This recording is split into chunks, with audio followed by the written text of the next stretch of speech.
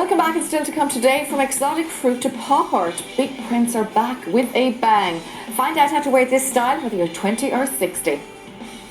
Now, he's known for entertaining us with his humorous songs such as Ain Focalela, but life has its serious side for Richie Kavanagh. He's just been diagnosed with Parkinson's disease, and he's here along with Parkinson's nurse Alison Cashell, who specialises in the area. You're both very welcome. Thanks very much indeed. Good to see you, Richie. Thanks for having us. You know, it's funny, Richie, I can't believe it's nearly 15 years since Ain Focalela and all that, and you burst onto the scene. Burst onto the scene thanks to Jerry Ryan. Jerry was a great help to me. Yeah. He made the song famous at the time. I missed Terry terrible. I bet you did. But I'm just looking at you there now on screen, and I actually think there's not much difference. You look exactly the same. Fair play to you. No, I have the psoriasis on my face and the psoriasis on my hands. That's why I wear the gloves. So that's why I ended up looking like this. There you are, reminiscing, looking at the old stuff there, Richard. Do you still sing that song? Yeah, that's my last anthem for tonight. That's your anthem. Everyone's you said you're wearing the gloves because you've got psoriasis. Yeah. And that's how really it started, that you were diagnosed with Parkinson's. You thought you had psoriasis. My hands are very tight and very dry with the psoriasis, and I just hadn't much movement in my hands for years, and I felt it was the psoriasis. Then I was at the National Ploughing Championships, and I was trying to sign autographs last year, and I just said to my wife Nancy, I haven't as much movement in my hands as I used to have. And then I went to the horse fair in Ballinasloe. I was singing on the stage, and as I was singing a song called Fagan's Chipper Van, I felt my face falling down, and my voice started quivering like a real old man, and I wasn't able to sing very well. I got down off the stage, I was signing autographs, and a travelling man came along and hit me on the back. He said, Kavanagh, you've gone very old. So you went to the doctor then? I went to the doctor then, and he sent me to a neurologist. I was always very healthy. I would never have the flu or anything. I was always very healthy. He said it might be better to see a neurologist. So I went to him. The minute I walked in, he knew by the expression in my face that it was Parkinson's. Yeah, you have that kind of a sad face appearance. Shay Healy was saying to me, we were lucky him and I had Parkinson's. We weren't blessed with faces anyway. You can laugh through everything. You haven't changed a bit. Can I ask you how you felt when they told you? Well, I felt relieved that I knew there was something wrong, because I knew there was something wrong with me that wasn't right, as the fella around our place says. And then I knew Shay Healy had done a documentary on me about 6 years ago, and I knew Shay was diagnosed, and I knew Shay could live with it, so I didn't feel that bad about it then. And then Shay rang me up and he said, hey man, welcome to the club. Stuff, yeah. But it's a scary thing to be diagnosed with a disease that is quite a big name, that you probably maybe had known about it before. Well, or did you know much about it? I didn't know anything. The only person I knew when Shay was down, I knew Shay had it. And it was Shay's idea for me to go public, because said otherwise they might think I was on the put-gene.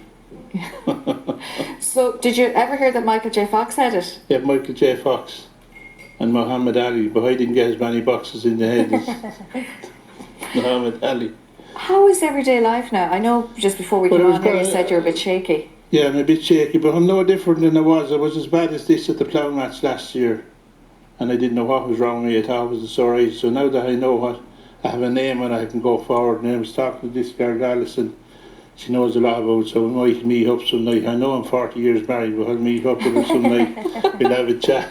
Alison, Richie said there all the symptoms he started, like his face falling, trembling. Yeah. Are these the typical symptoms? They can be. Unfortunately with Parkinson's there's so many different symptoms, like motor symptoms and non-motor symptoms, which I'll talk about, but everybody presents differently, but they would be very well associated with Parkinson's, especially the masking face, yes. Okay, we'll take a look at the symptoms, because we do have a graphic, because I'm sure there are people actually watching today that may not. Okay, yeah. You just repeat it again, so you're saying that there's a lot of... the motor and the non-motor. So the motor symptoms would be things like the tremor and the shaking, and you'd find yourself might be very stiff, and then some of the non-motor symptoms would be like you could be very depressed, and you could have problems with your sleep. Okay. That's not to say that everybody with these symptoms has Parkinson's. They are just some of the symptoms that are associated with it. Okay. Now I suppose the thing is, when you're diagnosed, the next step is to manage Parkinson's. How are you getting on? Well, I manage it fairly well, because as I said before, I feel no different than I was beforehand, so I feel even better after the medication. What are you taking every day? Cinnamon Plus. This is the medication? Yeah, Cinemet. It would be very common, and a lot of people would be on Cinemet, yeah. So he started off on 2 tablets a day, wasn't it? You're 3 now, and then... I feel much better now. I wasn't able to get up out of the chair very well. I can get up better now. The one thing I would wish for is my voice wouldn't go, because I love singing. Even if I could sing at the horse fair and balance those sitting on the stage, I'd be happy. I'm sure you will. Just my voice would be wobbly.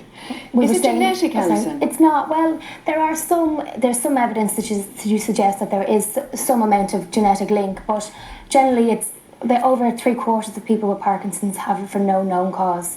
And some people like Muhammad Ali get it from boxing and things like that, but the majority of people get it for no reason that we can, for the minute, that we can tell. But is there an age that somebody may be diagnosed? No, it used to be considered an illness of the elderly, but more and more now we're seeing younger people.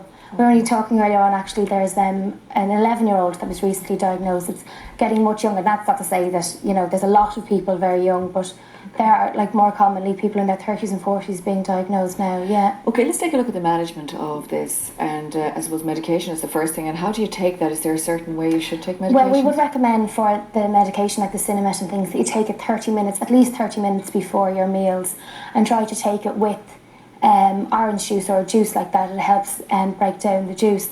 Then we have exercise. Exercise is absolutely essential in maintaining, like, your body. Movement. Absolutely, like, become very stiff and very sore if you don't regularly exercise. And I suppose diet is important, Alison. Absolutely, yeah.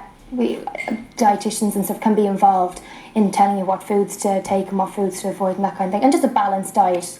And keep healthy, I suppose, the most important thing. Absolutely, yeah. Now, Richie, I spotted in the corner one of your, is it 5 kids you have? 5 kids, yeah. Now, I didn't even know this was your son. James, come in. James looks after me. Now, you've got to take a look at James. James, sit here beside me. He is the cut of you. Look at this. James, I'm nearly as good photocopy. Oh my as good God. That is unreal, isn't it? We call him James Daddy at home because he looks after everything. He's a great fan. He looks after the video. Did you get a shock when this happened, when your dad was diagnosed? Yeah, but we're happy enough because we felt there was something wrong with him the last couple of years. But he's happy enough and he's good for him. We're doing a lot of gigs and that, so I'll keep him going. You'll keep him going. I suppose the important thing is that, really, I suppose, Alison, as well, is that you continue life and embrace life like you always did. Someone like Michael J. Fox is amazing. He's been diagnosed since the 90s and he's still going strong. Yeah, at Open Air Festivals, I rang James for gigs this year, and they said if he comes and we stay him up, prop him up on the stage if he sings. What's coming up next? We have another We're starting off in Fermoy, is it? Or Macron? No, outside Cork. Cork on the 29th. And we're doing when a is lot of that? IT. It's the end of this month, actually. Yeah. Well, we'll see you back on the stage at the ploughing. I seem to be there every year. I'll get the ploughing. I'll see you. And have the crack in the tin. We will. All right. Listen, thanks so much, Richard. Thanks, Jamie and Alison, for coming out. And the details of anything you want to know about Parkinson's is on our website, and you can take a look at that. That's rt.ie/TV/4life. You can also look at the Airtel page, and that is 340. Now, I'm going to have to leave you. Thanks so much for coming in. All right. Now.